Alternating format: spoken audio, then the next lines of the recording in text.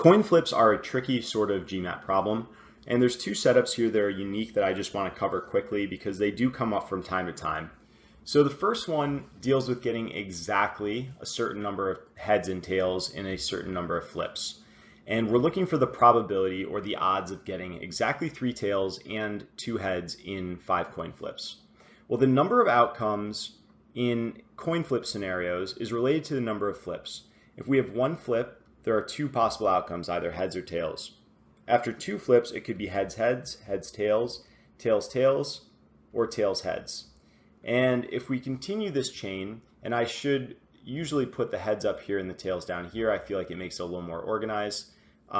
We would see that on the next flip, we could go heads, heads, heads, heads, heads, tails, heads, tails, heads, heads, tails, tails, tails, heads, heads, tails, heads, tails, tails, tails, heads, and tails, tails, tails. And that is 8 possible outcomes. So we went 2, 4, 8. And what you see is that the number of outcomes is based on the number of flips with 2 to the power of the number of flips. So 2 to the third gives 8 flips for the third situation here. In our situation, it's going to be 2 to the fifth, which is 32. So the denominator for our probability is 32. Now what goes on top?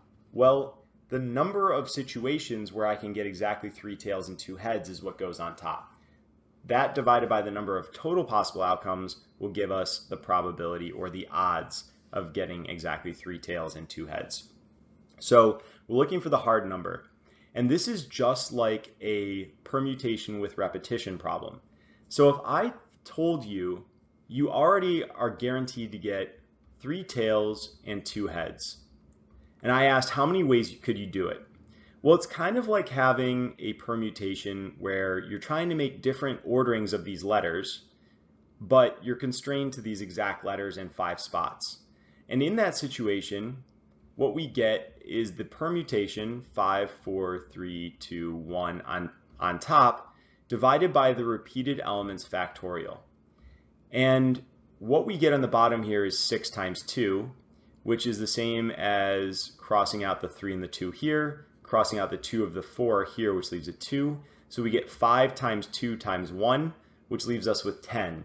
So the odds of getting exactly 3 tails and 2 heads is 10 out of 32, which we could then simplify to 5 over 16.